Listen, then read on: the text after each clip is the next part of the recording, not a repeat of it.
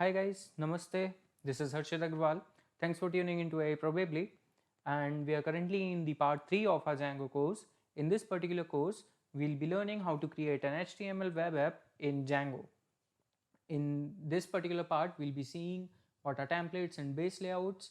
We'll be seeing these static files and paths and how to add URLs and link them to views. After that, we'll be creating templates for the views, and that's pretty much it. So let's get started. So now that we are done with the Streamlit application, let's move on to the next part where we'll be creating the HTML web application in Django. So first of all, we need to see what are templates and base layout. So the application here which I'm showing you, this is the HTML application which we'll create now.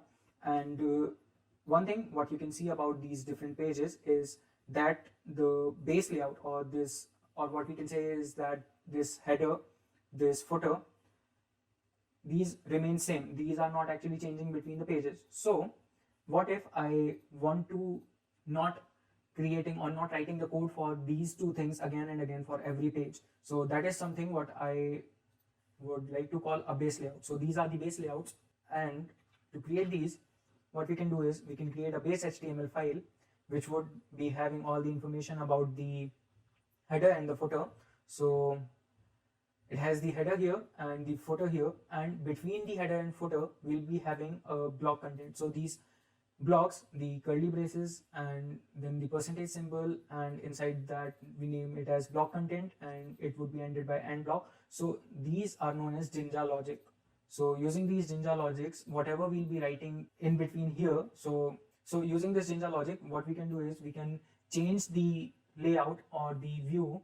Yeah, we can change the layout between the header and the footer using in some other HTML file. So we can only use the header and footer in any of the other HTML file, and we will not have to write these particular code again and again. So after defining the base HTML file, we need to go to the we need to create another HTML file which is named as index.html, and we need to define everything else there, like the headings, the descriptions, and the image sources. And also one more thing, displaying images in Django application is a little bit different from what we do in typical HTML files. Using to display the images in Django application, we need to use static files or the statics elements of Django, and we'll be going to that in few minutes now.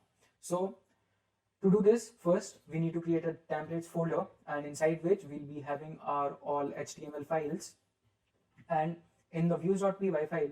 So now that we have created the base layout and we have created all our templates, so this is the index template which will be the home page, and after that we have the about template. So in the about template, we are again using the Jinja logic to actually display two different pages if the about says AI probably or the course. So we have the view here for this particular page, the about course, and about AI probably we have the view here. So this was it for the base layout and templates. Now let's see how we use static files and paths. So as I told you that displaying an image is a little bit different in Django as compared to the normal HTML apps. So in Django, we have to create a folder named static, and we have to store all our images here inside the static folder. And after defining that, we need to move on to the settings.py file, and there we need to define the static path, which is nothing but base dir and the static folder. After that, there should be a static URL. So this line so this particular line will already be there in the code. When you create the Django project, you need not rewrite this, but then you need to define the static files directory, which is the static path, okay, which we have just now created. So after that, to display the image, you can just simply write your URL, and after that you can just write /static/logo.jpg. If you think that you can just move these images in the templates folder and just access them using logo.jpg, it won't work. You have to define the static elements, and then you have to provide the static path, and using that particular static path only you can access the images, or you can display the images in the HTML application. Now let's move on and define the URLs and then link them to the view. So initially we had only two URLs, which was admin, which came by default, and the predict, which we use for the API part of our application. Now I want to define the home and the about section also. So for the home, I'm not defining any regular expression because I just need to go to the default URL and it should land me to the home page. For that, the view I'm defining as views.home, and for about section I'm defining it as about, which says, for the about page I'm defining the URL as /about. So after that I have one thing in my mind. So after the about part there may be two things. So the user may write about course, or the user may say about AI probably. So if I want this, I need to create two different URL paths here. But as I told you while talking about the MVT pattern of the Django, that we need not have different templates for different, for different static HTML files. So we'll be using the Jinja logic here again and the magic of templates to define different views using a single template. Okay. So now let's move on to the views.py file and let's see how to create these views for the home and the about page. So we have already created the index.html file and the about.html file.